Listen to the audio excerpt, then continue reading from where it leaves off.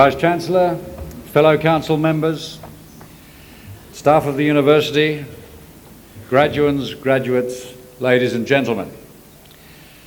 To members of a university, a ceremony for conferring of awards is a particularly important and happy occasion in the university year. To all of you, I extend a warm welcome. To diplomates, graduands and graduates, I offer congratulations and best wishes. The university's mission commits it to demonstrating international excellence in teaching and learning, research and research training and service.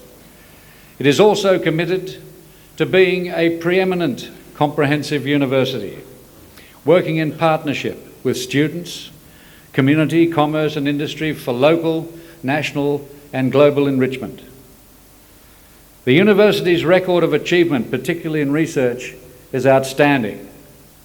In 1997, the research funding base increased by 18% to a total of $23.6 million. The university ranked 9th out of 36 public universities in Australia in terms of its research grant income. An increase of $3.2 million for medical research projects in 1998 put the university 7th in Australia on the basis of new grants awarded. I think you'll all agree it's a great achievement.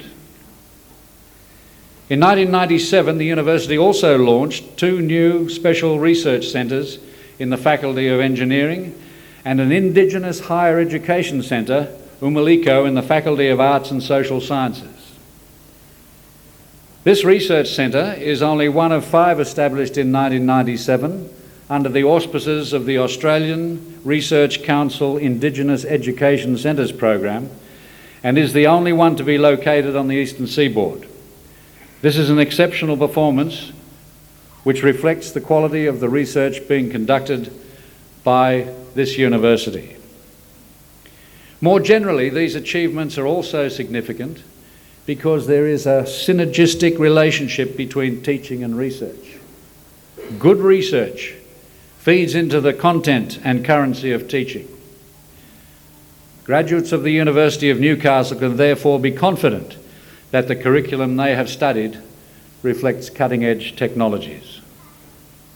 Education today is about the acquisition of lifelong learning skills.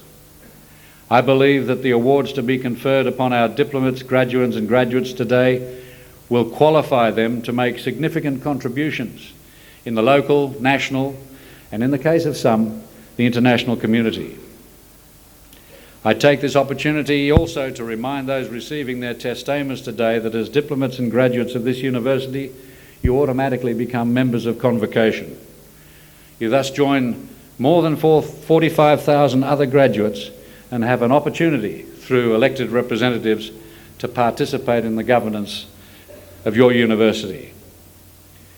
Participation in convocation also allows you to keep up to date with all the things being done here. I now call upon the Vice-Chancellor to present the university's award for excellence in teaching.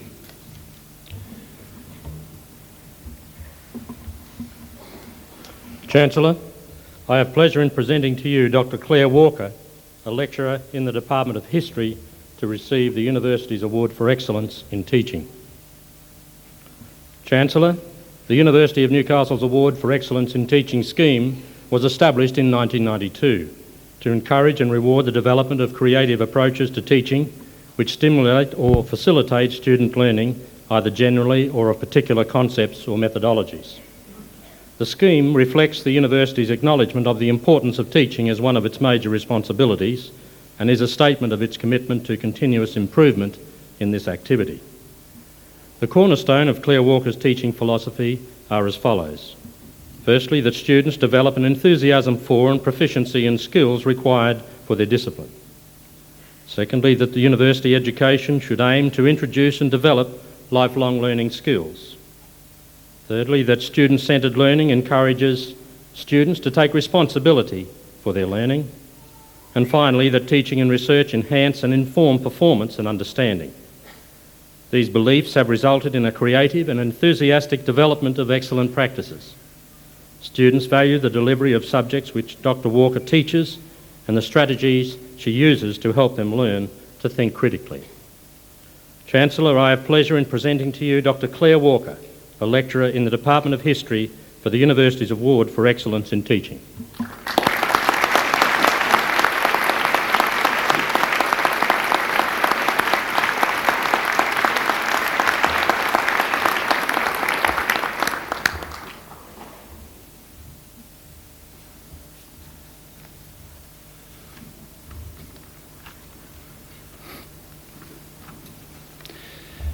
By the authority conferred upon me by the Council, I will now formally confer academic awards.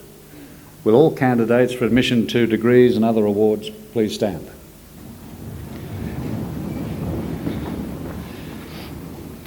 In the name of the Council and by my authority as Chancellor, I confer the awards specified in the programme on all those graduates and diplomates who are present today, and in absentia on those unable to be present. You might like to sit now.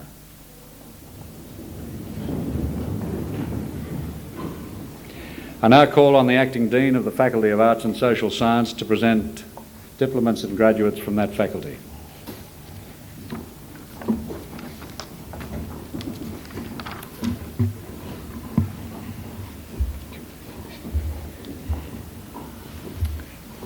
Chancellor, I present to you candidates who have satisfied the requirements for the award of the Diploma in Aboriginal Studies.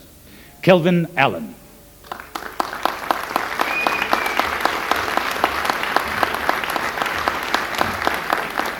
Ross Bates.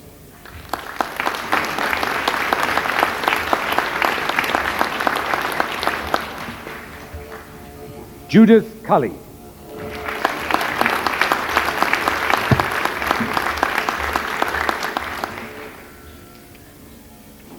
John Dula.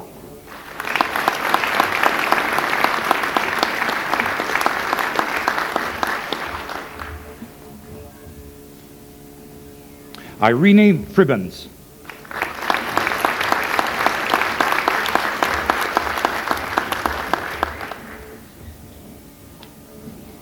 Kerry Matheson.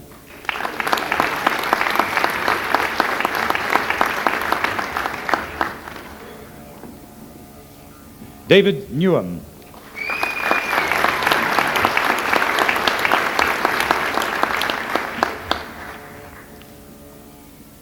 Sylvia Prisk.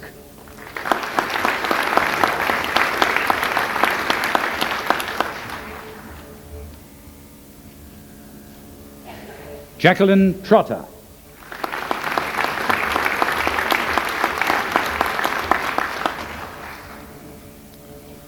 David Williams.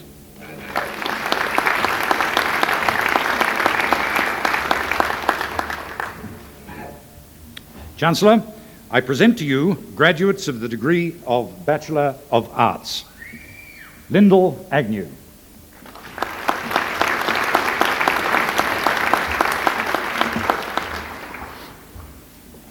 Gillian Askew.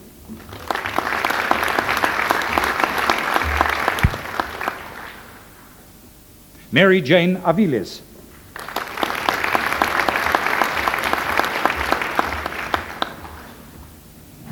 Alethea Ayres.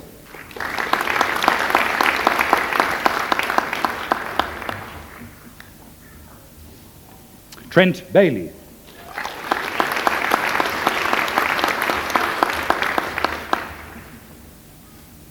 Melanie Barstow.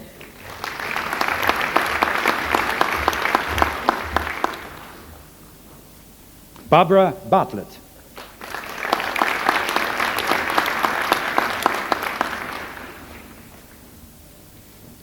Amanda Benson.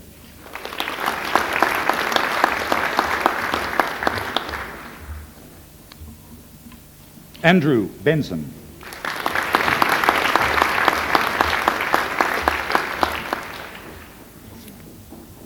Richard Bramble.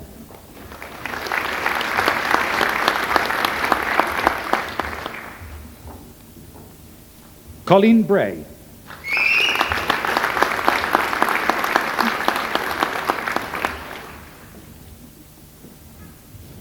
Linda Brennan.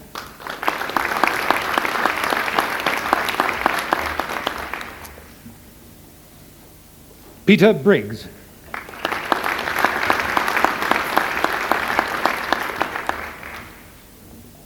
Philip Brogan.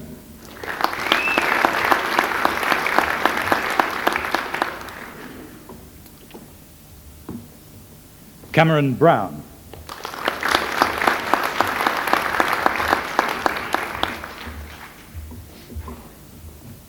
Hilary Burgess.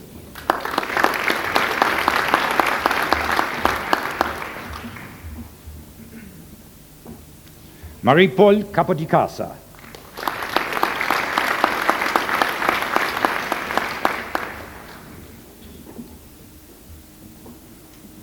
Felix Chan.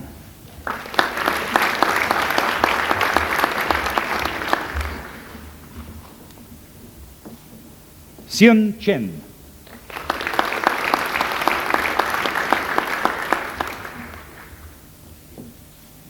Megan Clemson.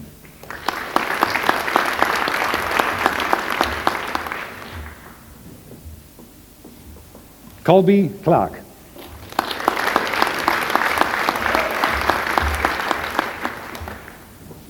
David Kramer.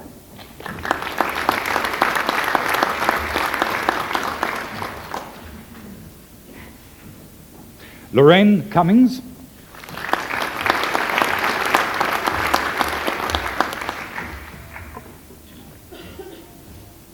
Duc Tidau.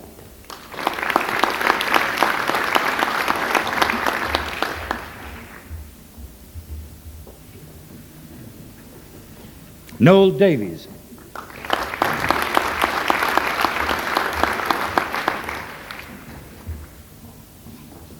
Matthew Dick.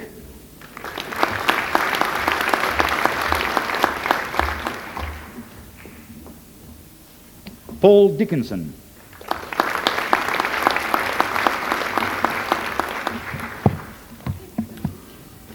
Lisa Dorman.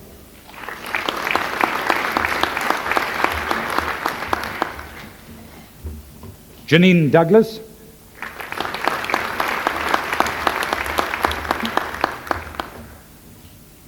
Samantha Douglas.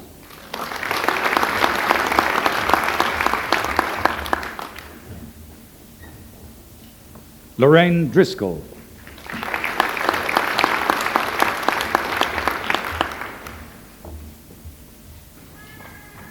Mark Duckett.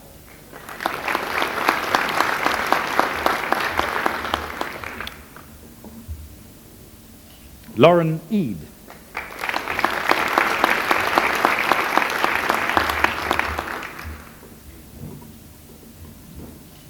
Gavin Farley.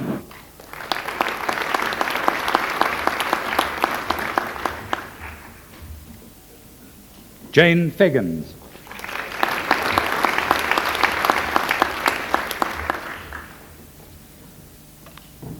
Dulcie Figueroa.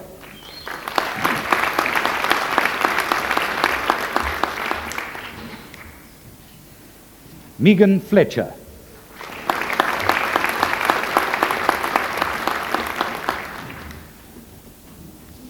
Donna Fuller.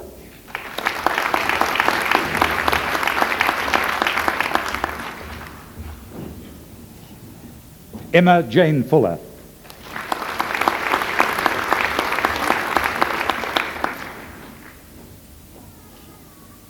James Garner.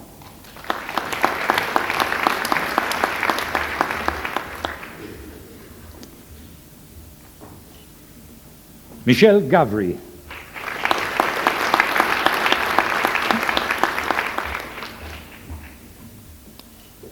Jamie Godinen.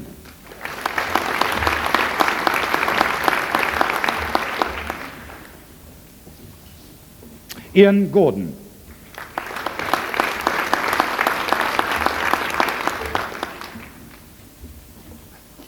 Karen Gorton.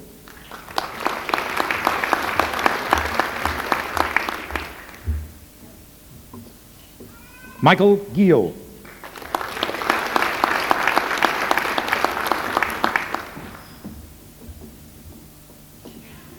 Vivienne Heels.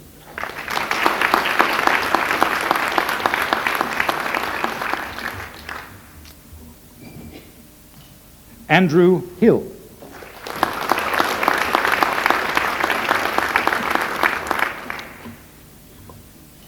Joanne Hodgson.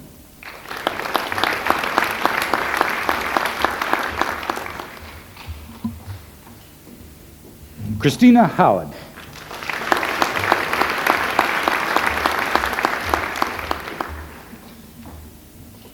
Shirley Huckett.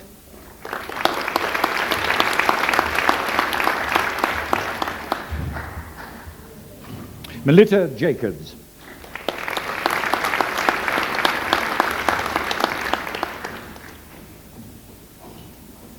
Belinda Johnson.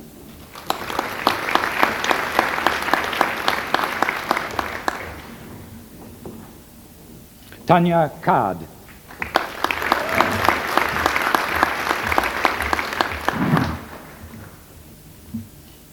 Jonathan Kingston.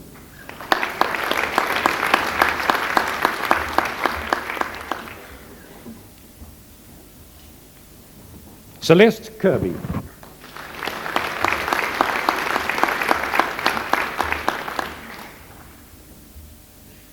Barbara Kirkpatrick.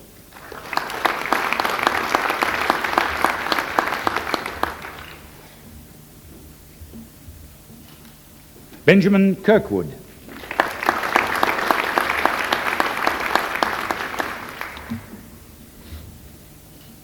David Latimer.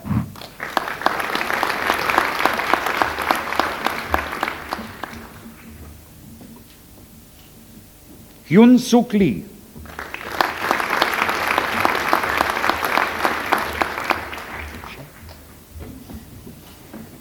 Denise Lepschi.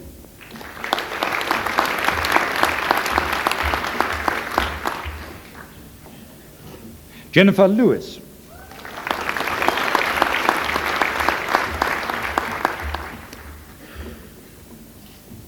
Rebecca Lewis.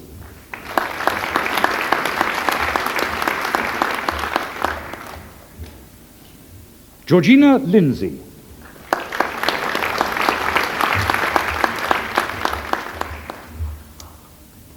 April Lucas.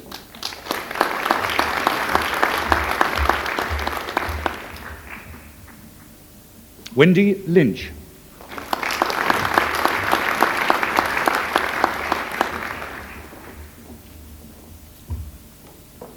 Bryony Manning.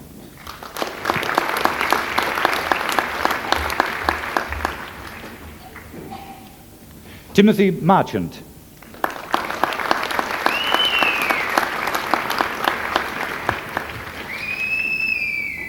Rebecca McCarthy.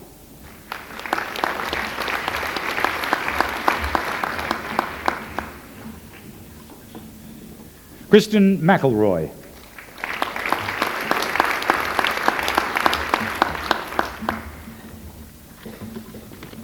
John McIver.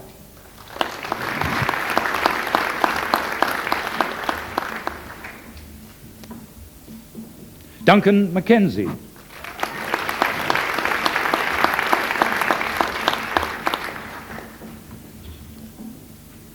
Catherine McKnight.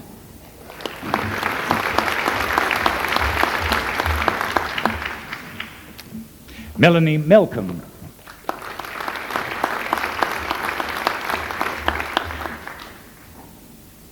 Linda Miller.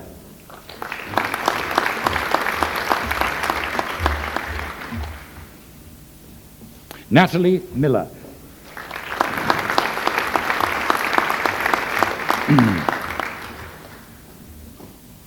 Joanna Millins.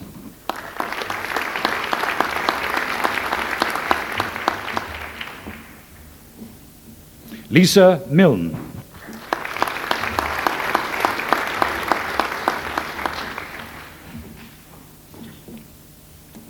Ronelle Moon.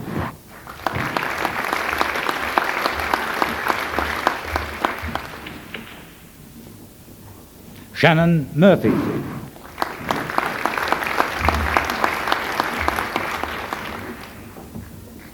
Andrew Murray.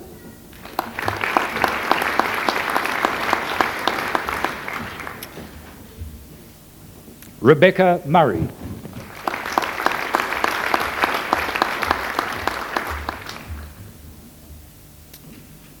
Louise Nelson.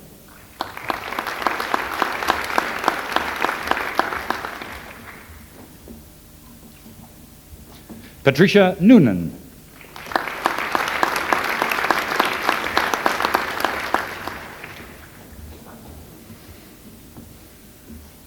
Melanie O'Donnell.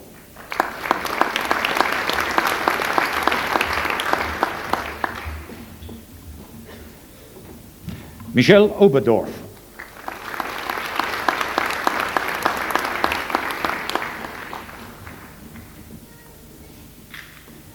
Narelle Parkinson.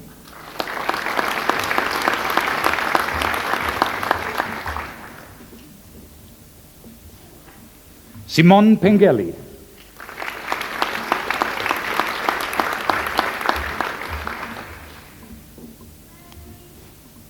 Petrina Piggott.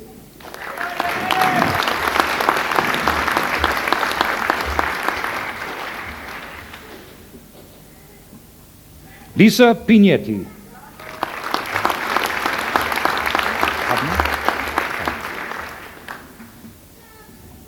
Chelsea Pudner.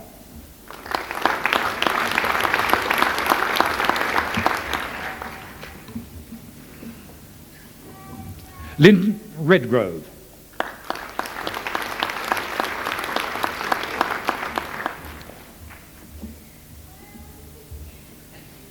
Andrew Reed.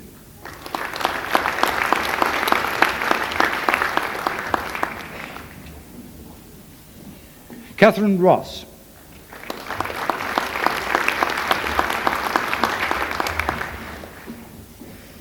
Aubrey Ross-Clift.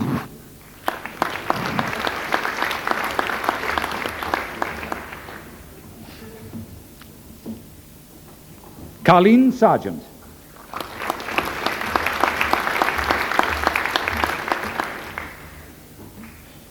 Dimitra Sellis.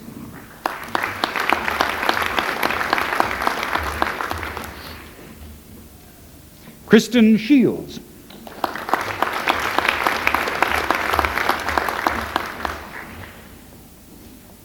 Jennifer Sidebottom.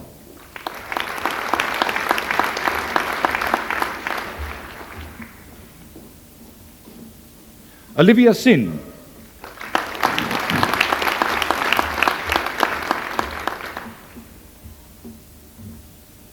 Avril Smith.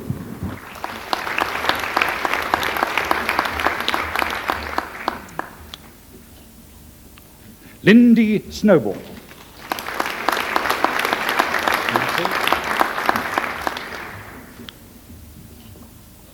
Dorothy Snooshall.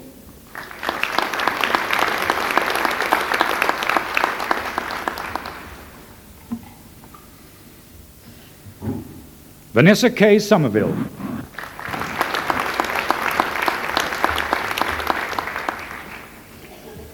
Anne Spencer.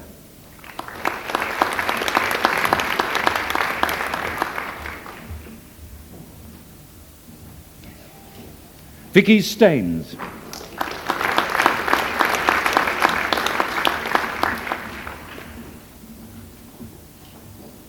Pamela Steinbeck.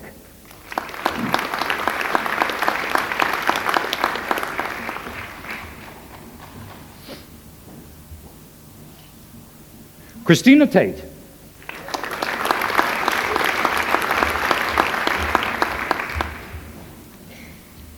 Stephen Tainton.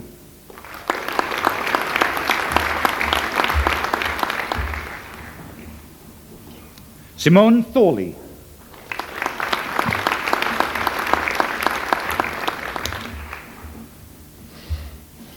Melinda Todd.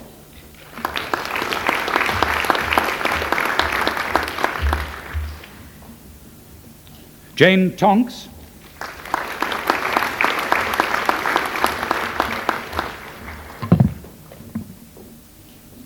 Penny Tozer.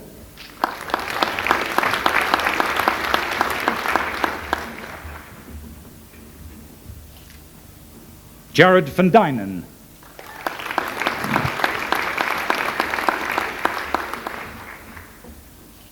Sarah Hilary Wall.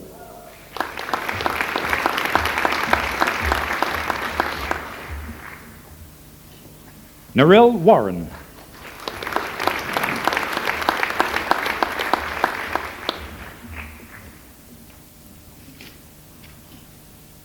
Karen Wilkinson.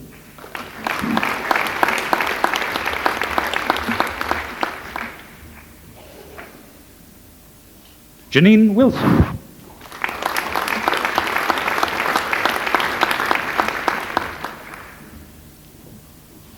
Kristen Wilson.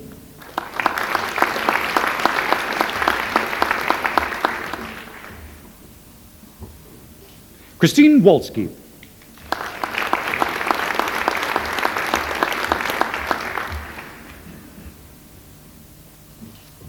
Matthew Woodland.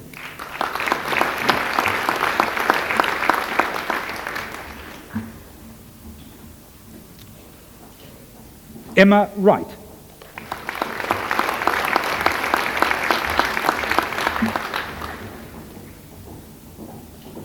Lynette Wright.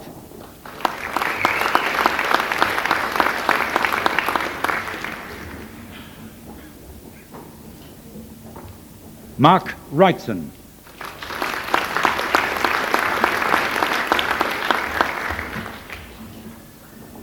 Chancellor,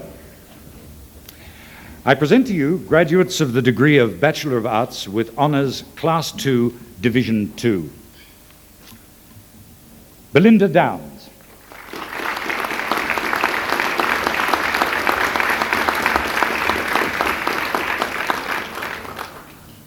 Rosemary Jarvis.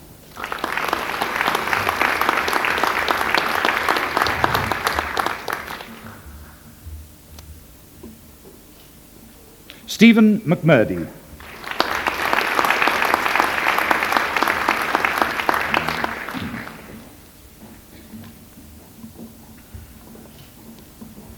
Chancellor, I present to you graduates of the degree of Bachelor of Arts with Honours Class 2, Division 1.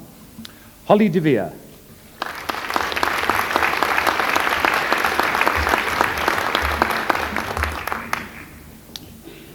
Joseph Haig.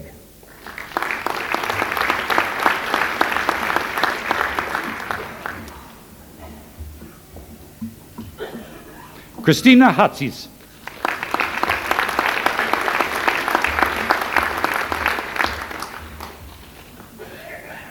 Mine Inahara.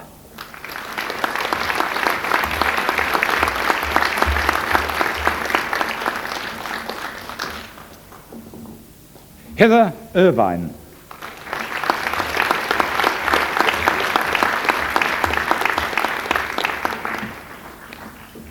Wendy Mead.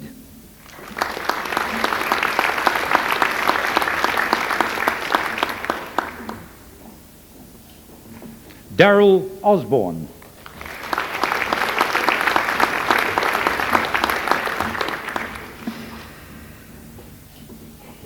Julia Peters.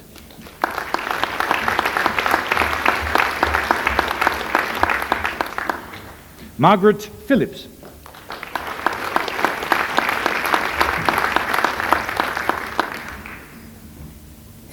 Sharon Robson.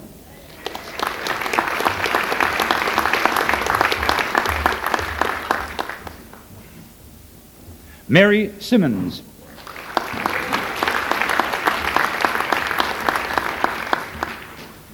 Anne Wilkinson.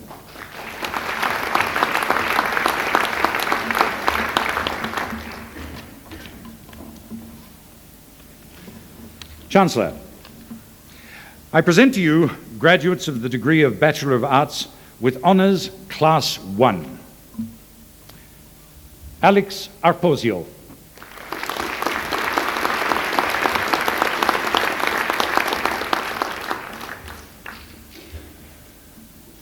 Gillian Bowes.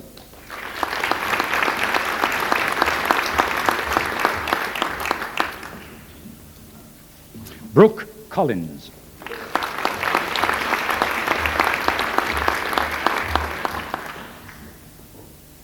Rebecca Conroy.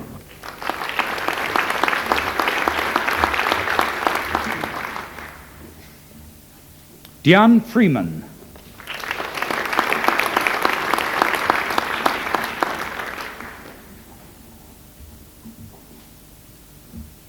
Andrew Gallan.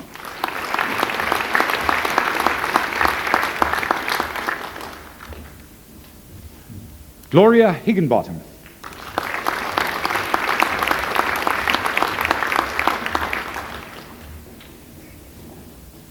Mark Jeffries.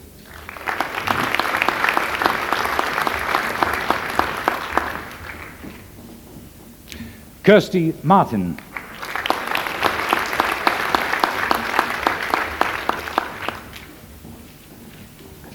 Stephen Mills.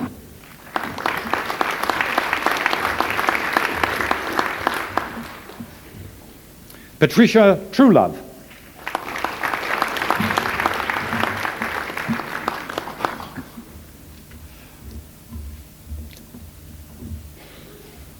Karen Webb.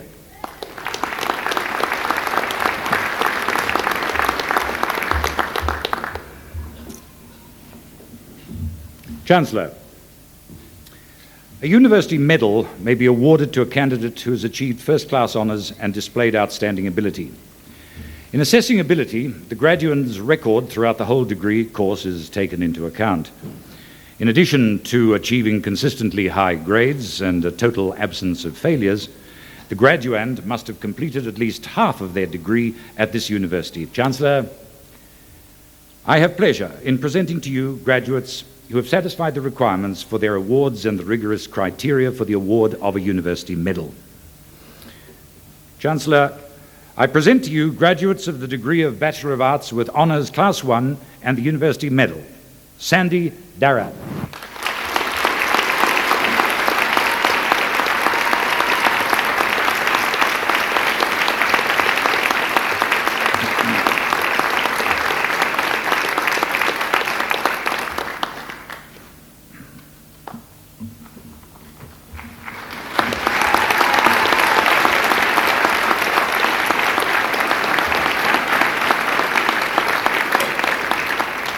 Rosemary Melville.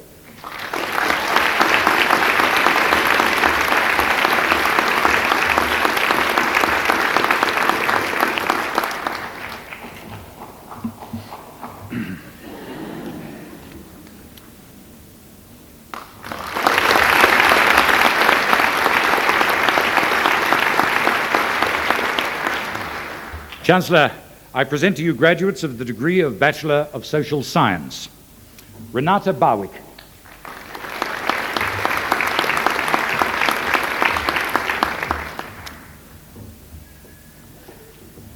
Ellie Boosley.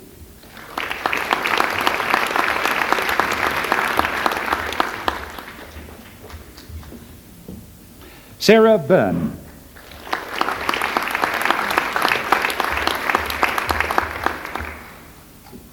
Joanne Cackett.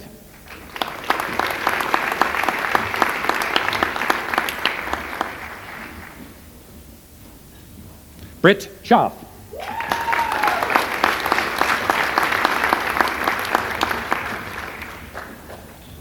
Jean Coles.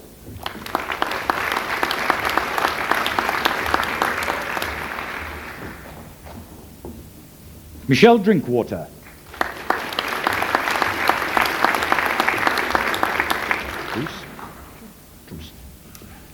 Terena Drews.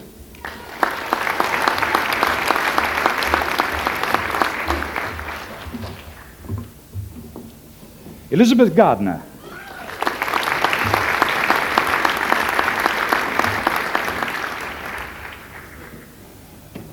Paul Garahy.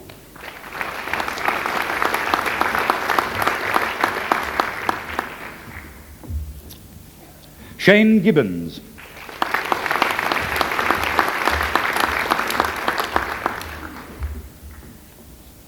Jennifer Gilmore.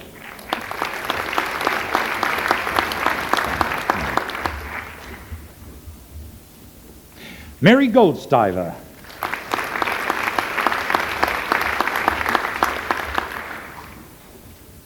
Elise Hay.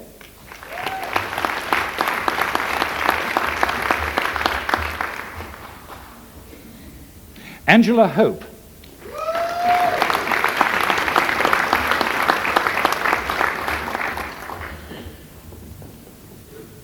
Sarah Houston.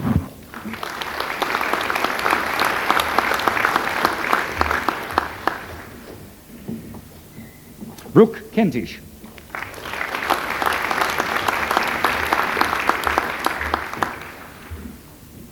Breton Macklin.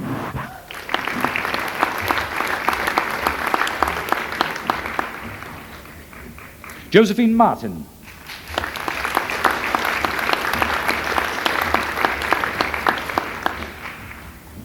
Belinda McRoby.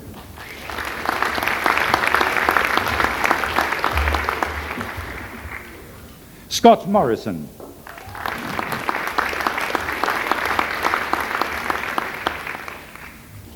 Julia Perry.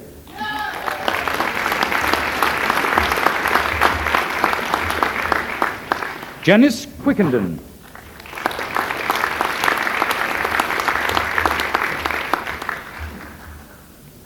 Rebecca Quilty.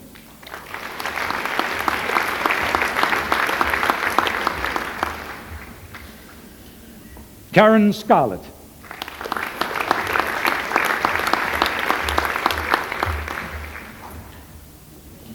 Danielle Slana.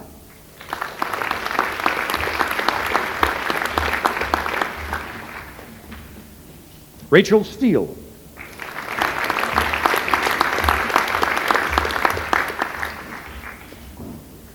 Kirsten Thorpe.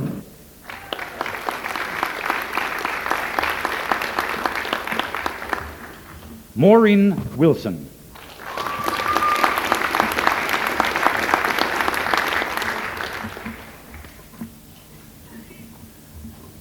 Chancellor, I present to you a graduate of the degree of Bachelor of Social Science, Justice Studies, Marilyn O'Brien.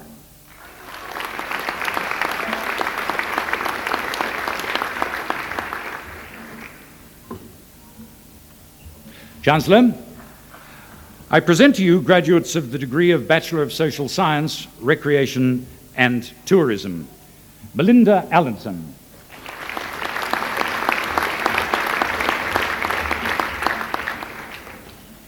Lorraine Baxter.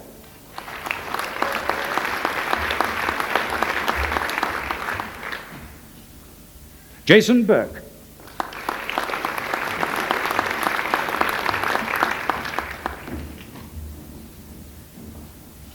Sarah Boxall.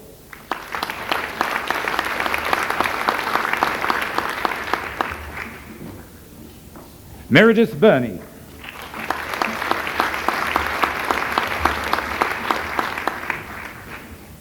Gloria Caligueros.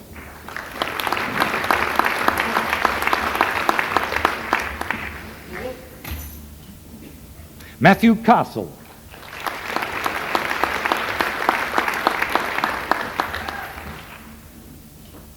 Do you want to do that now?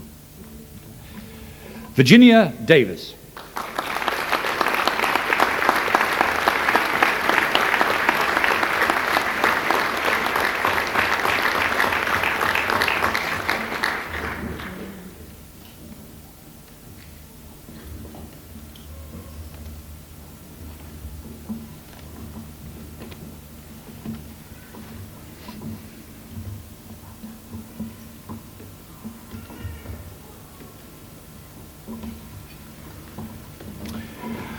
Monique Dehaan.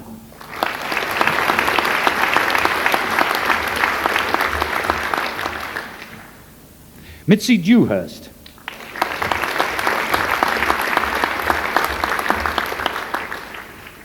Pippi Dimar.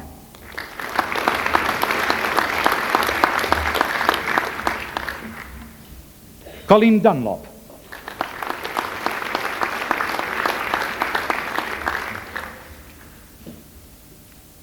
Natasha Edwards.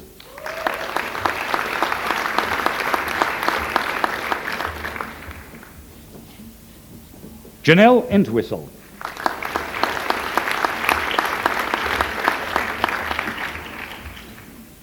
Dean Frith.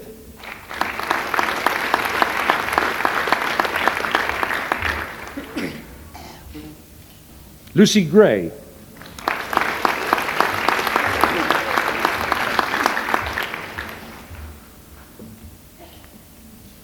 Simon Hare.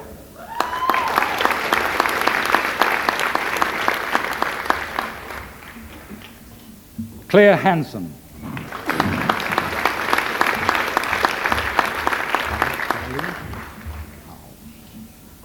Nicole Hall.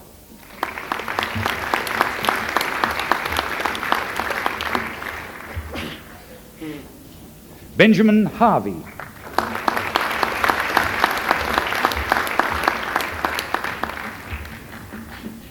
Chantel Hurst.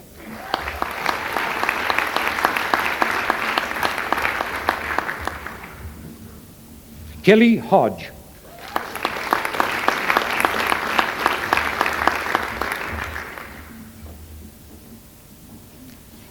Karen Johns.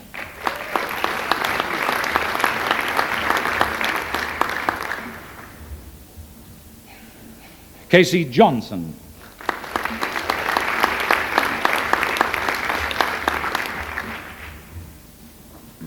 Naomi Kilchevsky.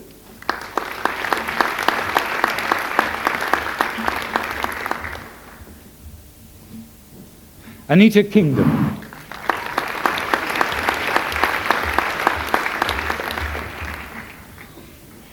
Oliver Lee.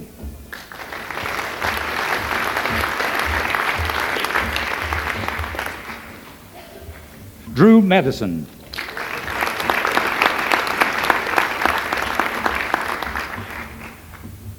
Natalie Marsh.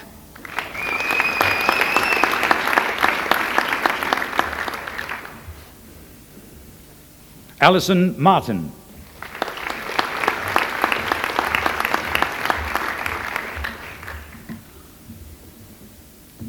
Donna McCarthy.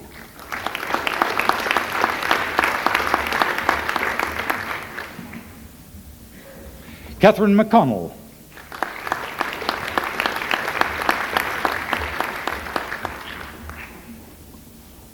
Pauline McCulloch.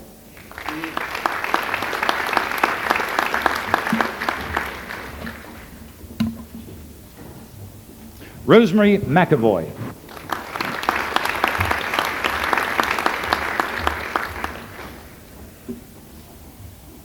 Danielle Mosley.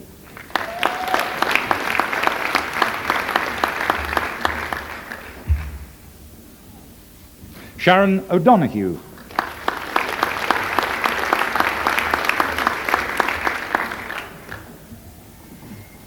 Vicky Roberts.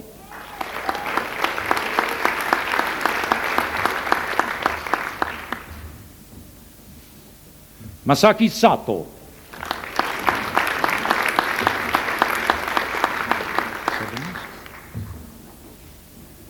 Nathan Sebbins.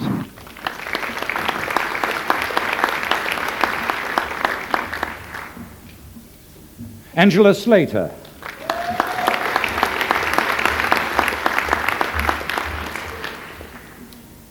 Karen Spears.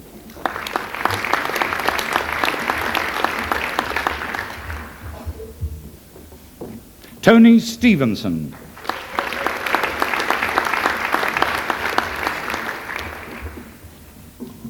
Ashley Trouncer.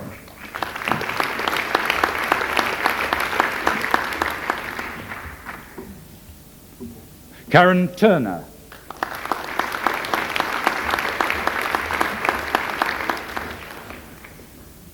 Jacqueline Veach.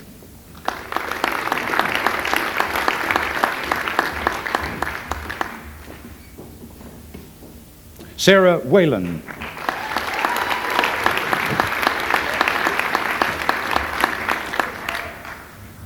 Simone Williams.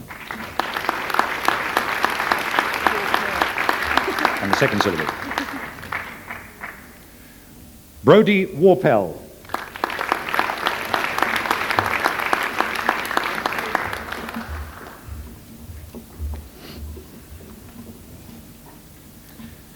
Chancellor, I present to you graduates of the degree of Bachelor of Social Science with Honours Class 2, Division 1. Rachel Hanks.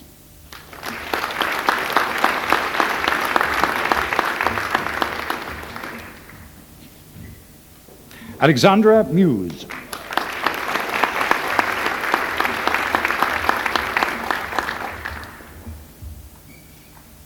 Melanie Williams.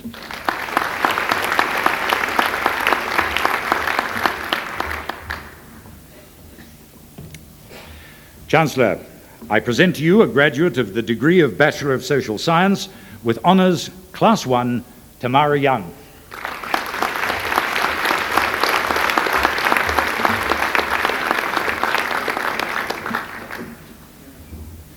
Chancellor, I present to you graduates of the degree of Bachelor of Social Science with Honours Class 1 and the University Medal.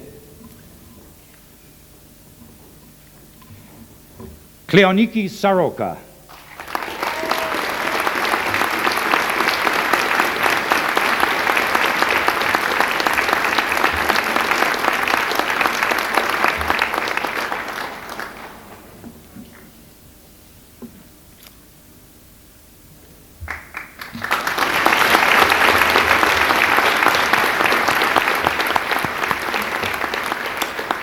Deborah Smith.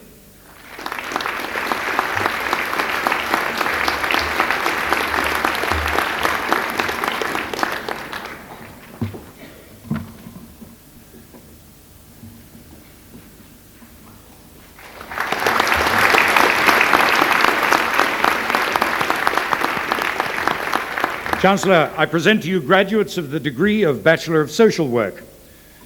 Michelle Barnicoat.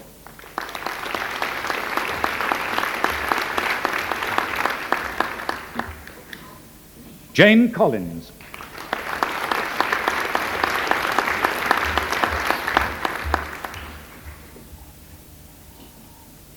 Anne Deck.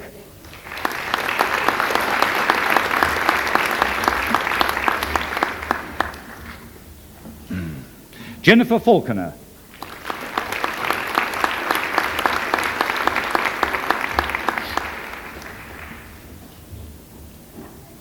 Veronica Finlay.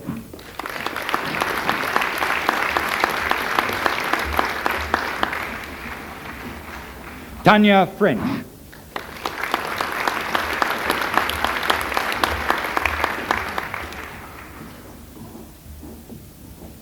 Julie Hopkins.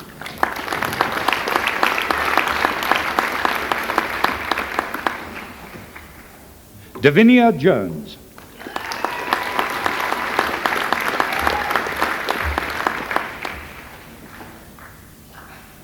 Fiona Murphy.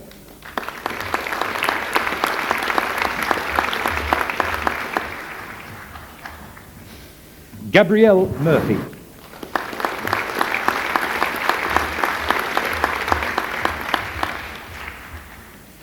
Teresa Perham.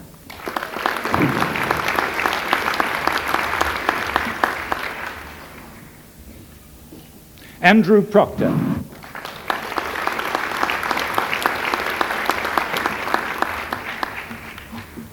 Mark Travaskis.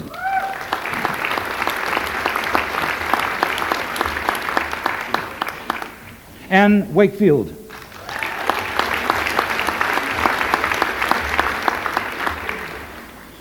Sharon Webb.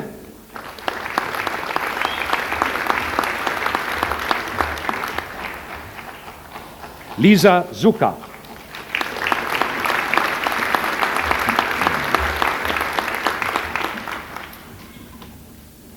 Chancellor, I present to you a graduate for the award of the degree of Bachelor of Social Work and the degree of Bachelor of Arts. This graduate has studied for both awards simultaneously. Makara Costello.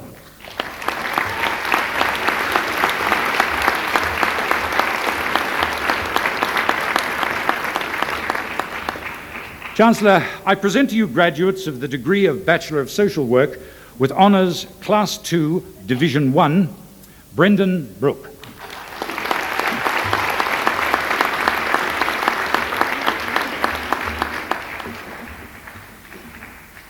Susan Glazier.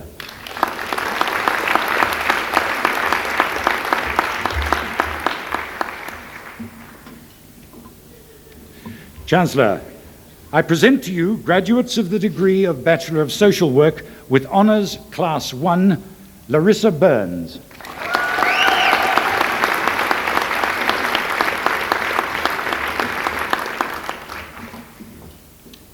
Deirdre Savage.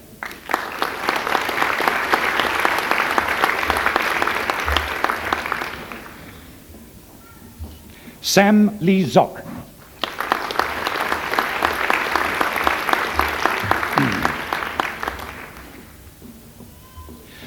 Chancellor, the Bachelor of Speech Pathology degree course is conducted by the Department of Linguistics. Today, I'm pleased to present to you the first cohort of graduates from this course. Chancellor, I present to you graduates of the degree of Bachelor of Speech Pathology, Fiona Ann.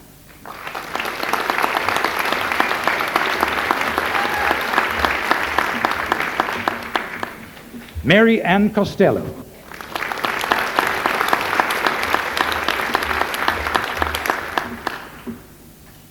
Nairi Elliott.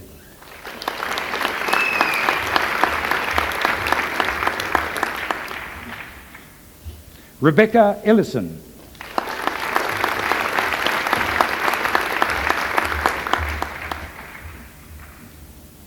Merrin Freebairn.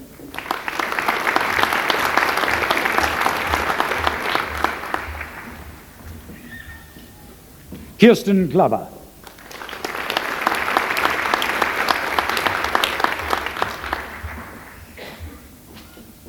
Amy Halliwell.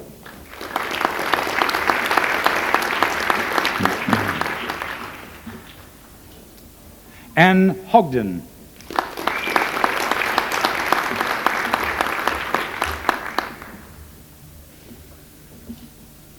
Sally Venetia Lark.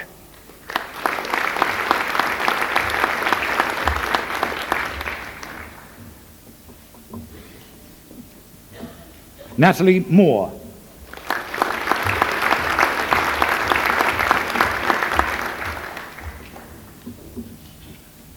Sue Ortega.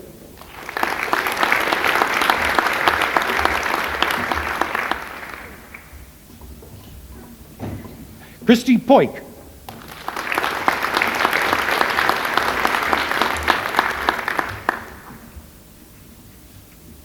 Kristen Wellborn.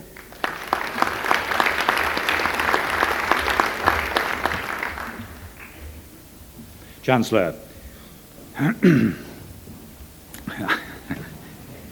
I present to you a graduate of the degree of Bachelor of Speech Pathology with Honours Class 2, Division 2, Corinne Roberts.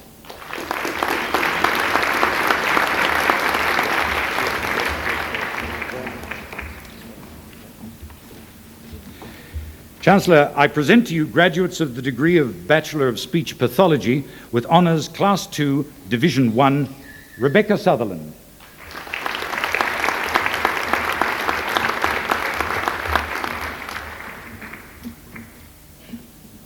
Angeline Turner.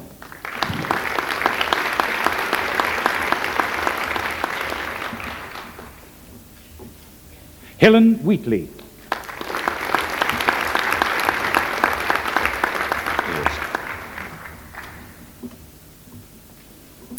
Chancellor, I present to you graduates of the degree of Bachelor of Speech Pathology with Honours Class 1. Catherine Oars.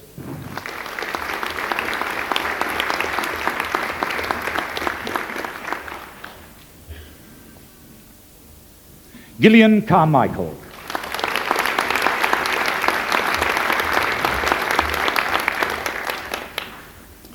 Jacqueline Matters.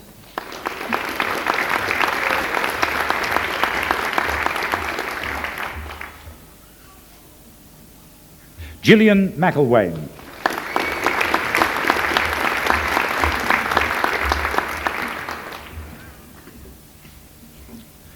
Chancellor, I present to you graduates of the degree of Master of Social Work.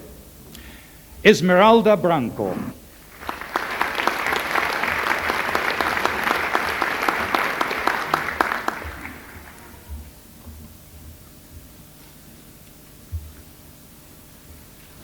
Susan Gould.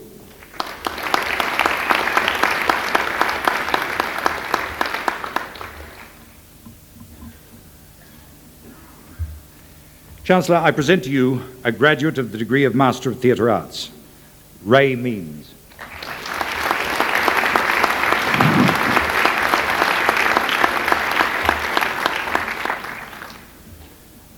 Chancellor, that concludes the presentation of diplomates and graduates from the Faculty of Arts and Social Science.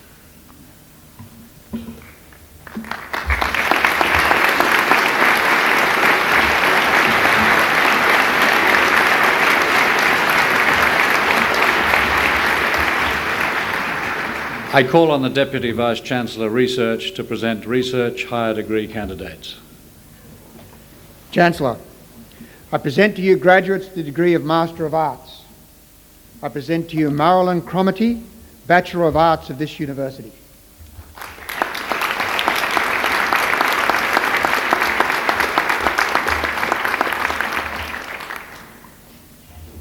Chancellor, I present to you Darren Orchard, Bachelor of Arts of this university.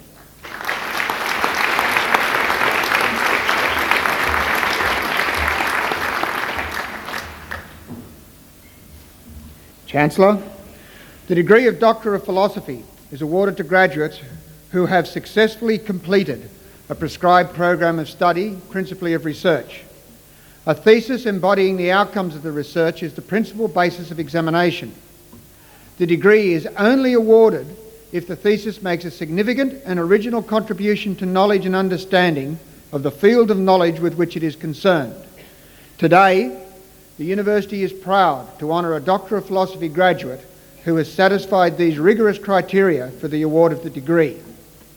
Chancellor, I present to you Aryan van der Meer, Bachelor of Science of the University of Oregon, Master of Arts of the University of New South Wales. Dr. van der Meer's thesis is entitled Cultivating Connections, Kinship, Land and Labour Strategies in a Minangkabau Village.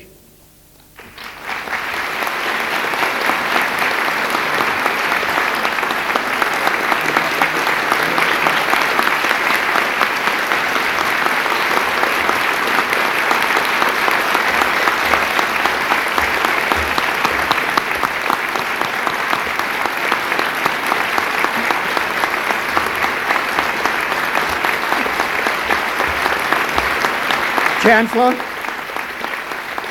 that concludes the presentation of research higher degree candidates.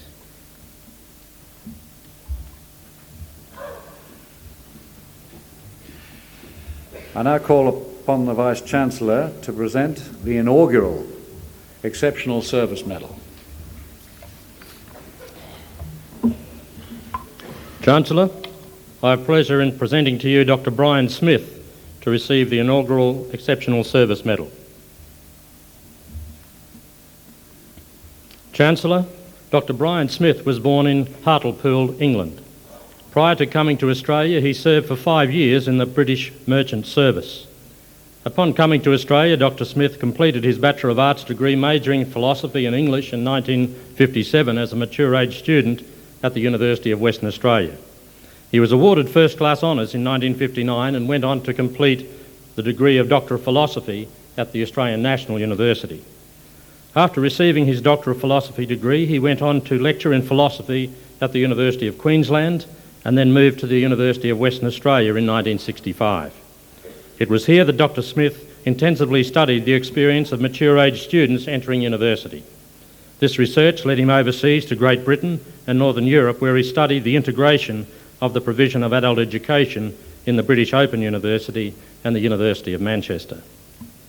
In 1973, he began his tenure at the University of Newcastle as a lecturer in philosophy and Foundation Director for Community Programs.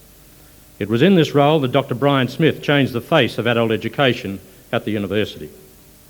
He was the facilitator and developer of the university's Open Foundation course. This is a bridging course that offers an alternative pathway into university studies for mature-age people who, for various reasons, have not had the opportunity of completing the higher school certificate. Dr. Smith was largely motivated by his belief that it was part of the university's public responsibility to support adult education and maximise the effectiveness of education provision to the public. At its inception in 1974, this course was extremely innovative, and it still remains one of the best mature age university entrance preparation programs offered in Australia. It is recognised by many other universities as a qualification for university entrance. The success of this program is in the subject design. Dr. Smith saw a need not to merely provide a higher school certificate substitute course, but to provide a reliable channel into the university with content closely aligned to established university disciplines. In the last 25 years, this course has provided a significant pool of students to the university. This has enriched the culture of the undergraduate population and contributed to the university's growth.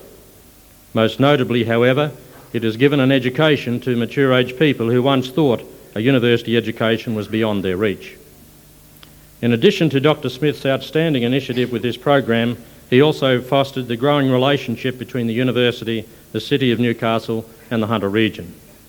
As Director of the Department of Community Programs, he involved himself with regional concerns, offering courses, public lectures, musical and dramatic presentations and summer schools. Chancellor, in 1997, the Council of the University resolved to establish the Exceptional Service Medal. This medal may be awarded by the Council to recognise exceptional and sustained contributions by a staff member, former staff member or a member of the community towards some aspect of the university's activities. Chancellor, it is my pleasure to present to you Dr. Brian Smith, Bachelor of Arts of the University of Western Australia and Doctor of Philosophy of the Australian National University for the award of the inaugural Exceptional Service Medal.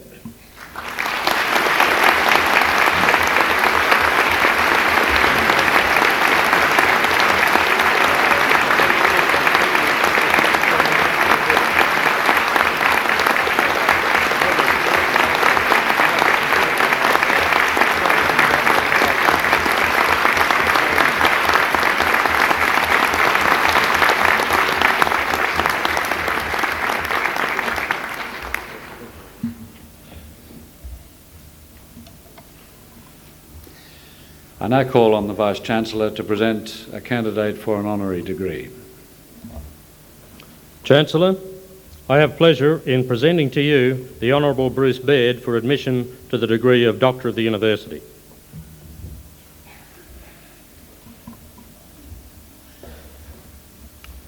Chancellor, the Honourable Bruce Baird was born in Sydney in 1942.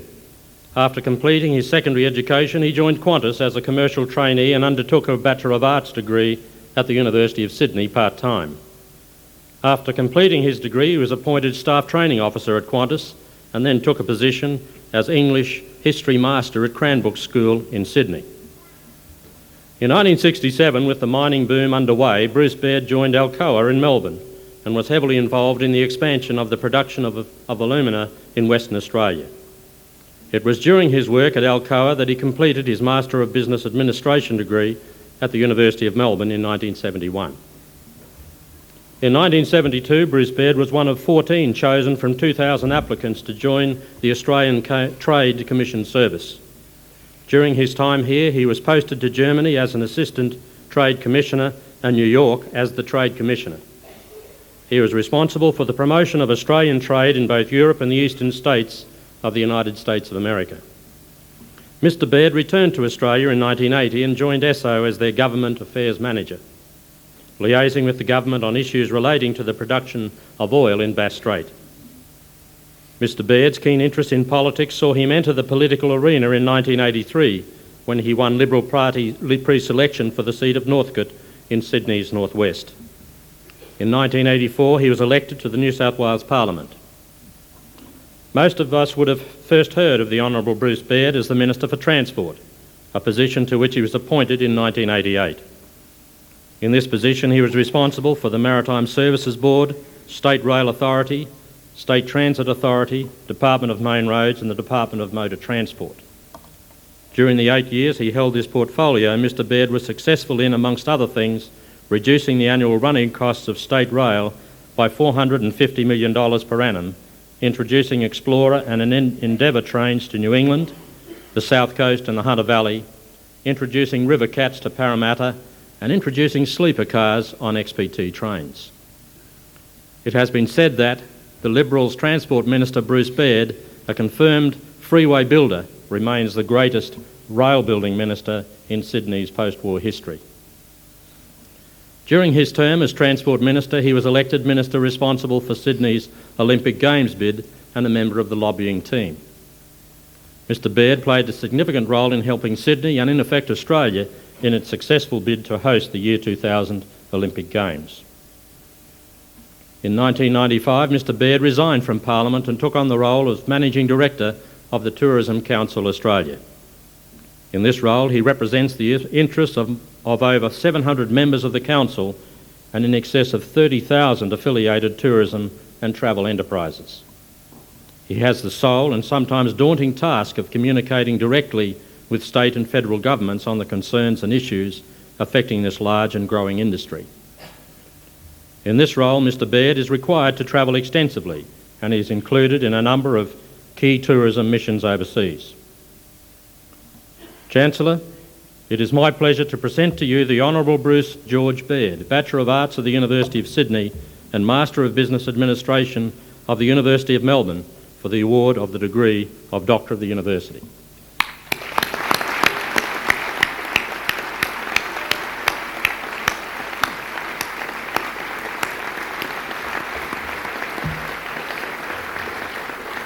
By the authority delegated in me by the Council, I hereby admit the Honourable Bruce Baird to the degree of Doctor of the University.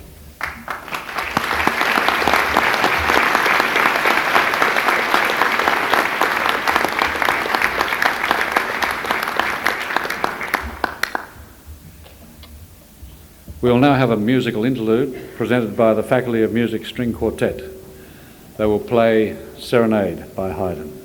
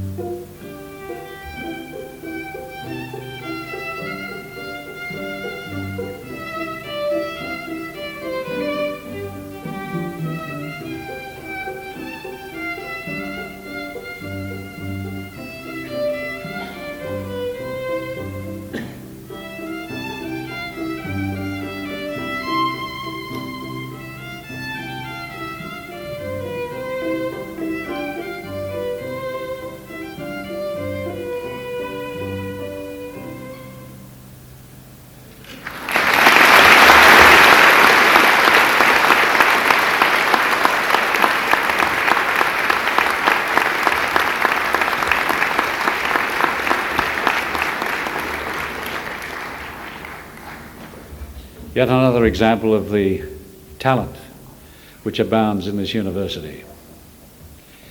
I would like now to ask Honourable Dr. Bruce Baird to deliver the occasional address.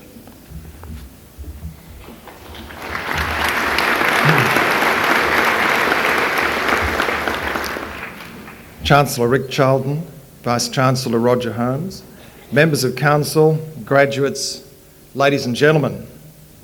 Well, firstly, thank you very much for the great honour that you have done this afternoon for myself.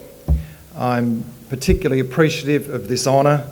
I feel somewhat undeserving of it, but having a daughter who's worked for the past 3.5 years for her doctorate, she would remind me of the significance of this event, but I really appreciate the significance and privilege of the award that you have offered me. Thank you very much.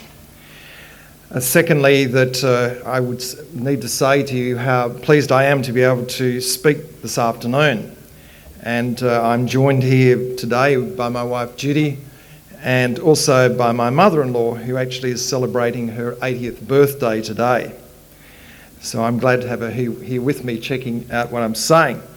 But in speaking this afternoon, it's quite challenging. I'm very pleased to see so many tourism graduates here, and I'm told by one of the academic staff that the colours are relating to the blue and yellow as the yellow of the sand and the blue is the blue of the harbour. That makes me feel quite at home. And certainly being so close to the Hunter Valley, which is the second most important tourism region in Australia outside the city of Sydney, and all its potential, that you are very well placed here at this university with its very fine and strong tradition. Also being so close to Newcastle, that magnificent city, and we certainly in my role in tourism would encourage the council to get on in approving those hotels that we're waiting for there, but that's for another day. But today is not a day for speeches A, B or C or even D, E or F, but rather about you as students and the challenges that lie ahead.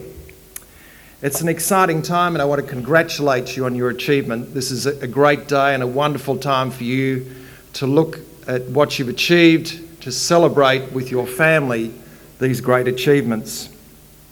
The future to you beckons with its glittering possibilities in terms of career, money and establishing one's own way in life.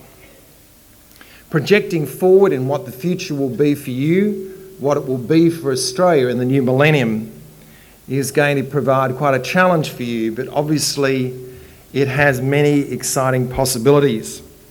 My wife and I attended a conference in Bangkok, a tourism conference a little over 12 months ago, and to that conference was invited a Dr. Howard Kao from Harvard University, who is a renowned futurist. And he was asked to project forward in terms of what he saw the trends for the next 20 years being in the tourism and travel industry. And he talked about 3 particular trends that would be of significance. The first one was the demographic changes that would occur around the world, and he mentioned that by the year 2005 there would be 2 billion teenagers in the world. For those of you at the back of the hall, and I'm sure would find it quite a challenging reality.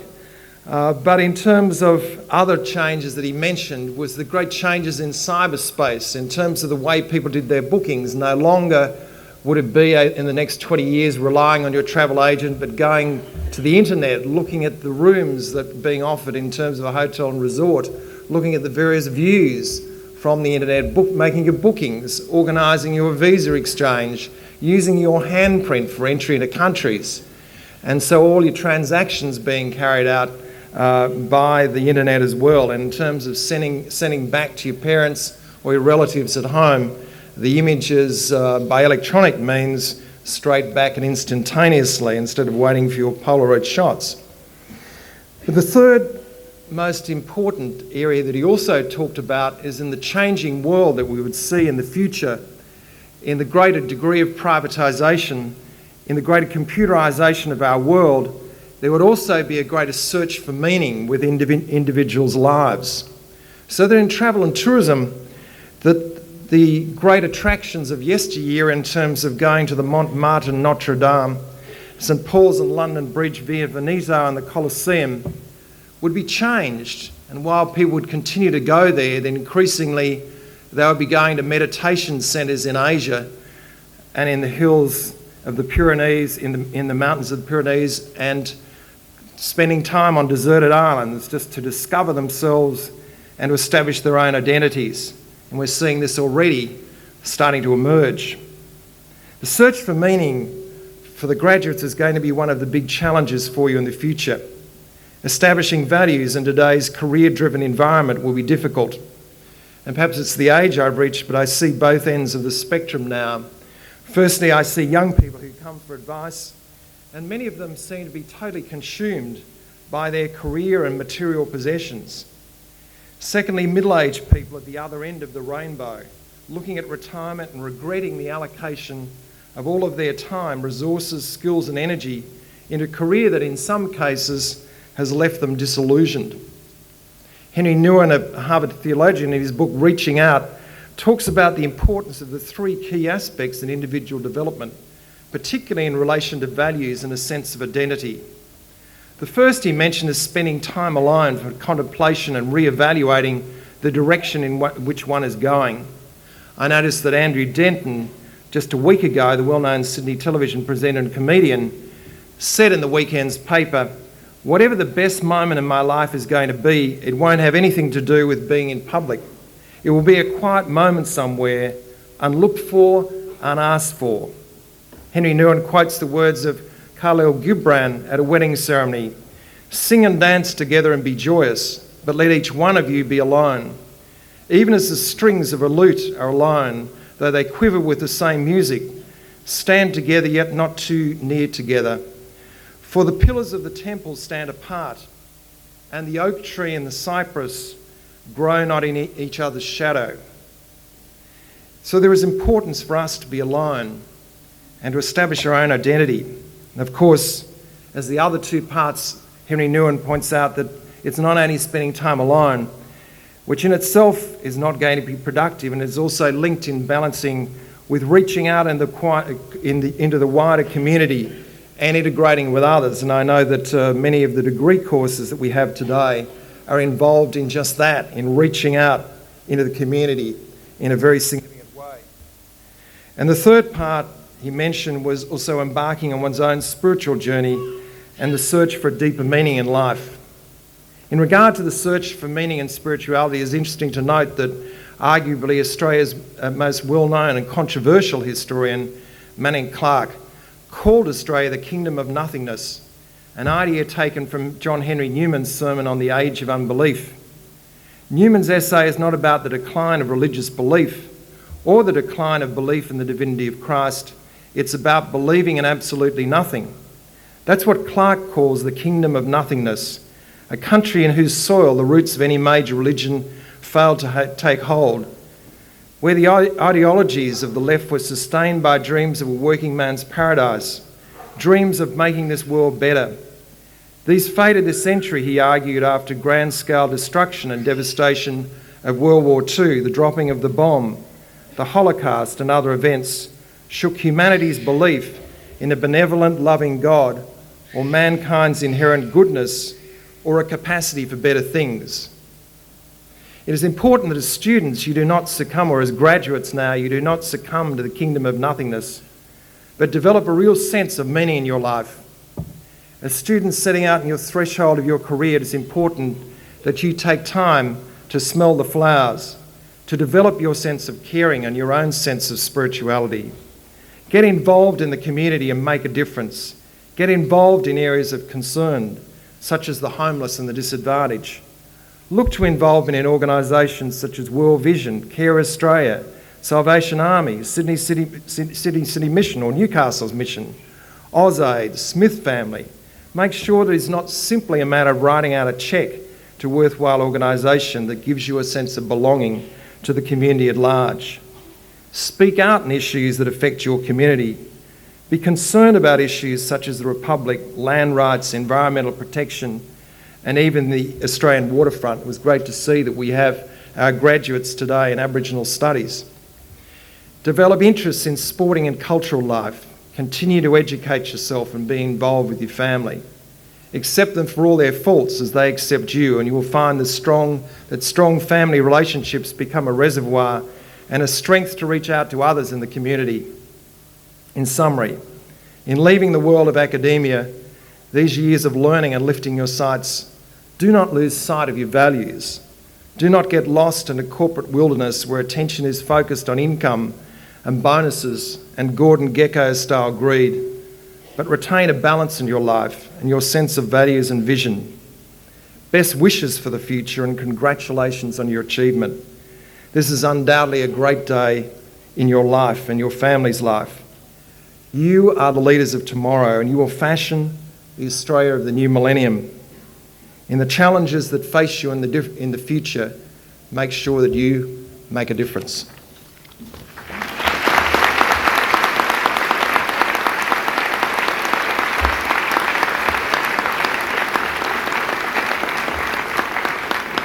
Thank you, Dr. Baird, for your address. I now have great pleasure in inviting Rosemary Melville to speak on behalf of the graduates.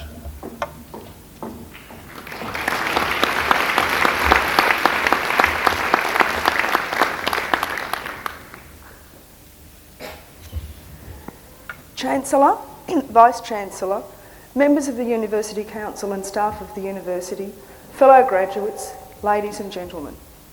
According to John, in the beginning was the Word. This famous quote from the Bible reminds me very much of my beginnings at university and the panic of writing that first essay. How on earth can I write enough words? Before too long, it was how on earth can I delete enough words? More importantly, will they be the right words? You may well ask, what are the right words? Pass is welcome. Credit, distinction or high distinction are even better. The testaments we all clutch are a record in words of our academic achievement. We now have a direction in which to travel and a qualification to help us on our way. But there's much we've learned that can't be measured. As we've been taught to read between the lines, to appreciate the value of the unspoken word, so we can look between the subjects and grades to find another level of achievement. In the process of learning to please our examiners, we've gained insights and skills that can also be applied to life outside the university. Knowing that there can be more than one answer to a question gives us the courage to defend our own views, but also a willingness to respect the opinions of others. Acknowledging the complexity of a problem can make us more sensitive to other people's needs. And who could deny the lessons in patience? Waiting for those urgently needed books that always seem to get lost between here and the Central Coast.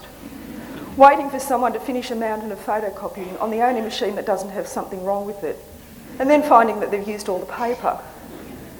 But perhaps the most demanding of all lessons in patience is waiting for those results at the end of the year. We've also learned about setting goals and working in our own way to reach them. It's a bit like the Olympics. Some of us are sprinters, working furiously for 1 or 2 days to produce the 3,000-word essay. These people are sometimes envied by the long-distance runners, who set a slower pace, but always have the luxury of 3 drafts before the final copy. We also have the hurdlers, who like a regular pattern of deadlines right from the beginning of the year. They're the ones who always volunteer for the first tutorial presentations and are still cool at the end of the semester when everybody else is scrambling to finish a half dozen assignments. And then there are the gymnasts whose lives are like balancing acts, but they always seem to land on their feet. Which brings me to time management, surely an essential part of any education. At some time, most of us have had to juggle our study with other commitments. Some have held part-time jobs, some have worked full-time, and there are people who always seem to be in the Tanner bar doing their best to prop up the union's finances. As the mother of 4, I sometimes had trouble balancing the demands of family and study. I once asked one of my sons whether I should be at home making apple pies or whether I should be at the university writing essays. "You should bring home apple pies from the union," he said. Reassured, I went back to the computer, confident that the family wasn't neglected. But there's a downside to looking behind the words, and I soon began to wonder whether he was telling me something about my cooking. Self-doubt is part of the undergraduate experience, but I think that most of us can remember moments of despair that were turned around by the understanding words of a friend. One of the bonuses of spending several years here is the strength of friendships made with people who have common goals, who share some of our most agonising moments and some of the most exciting ones. Anybody who thinks that study is a solitary occupation mustn't know about telephones. If there was a word limit on phone conversations, my telecom bill would be higher than my HEX bill. Without all those in-depth discussions over the meaning of a question or the hassles of footnoting, some of us might still be searching for those right words. Today's ceremony is more than a reward for our efforts over the past few years. It's also a recognition of our debt to the people who've helped us reach our goal. For all the words of wisdom, encouragement, support and friendship, I offer a few more simple but very sincere words. On behalf of all the graduates, I thank you.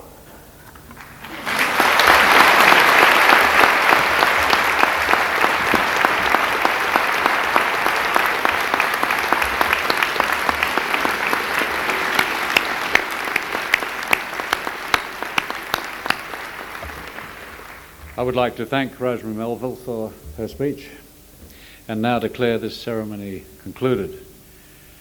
May I invite all present to join us for refreshments, which will be provided by the University Union and served in the Brennan Room at the University Union.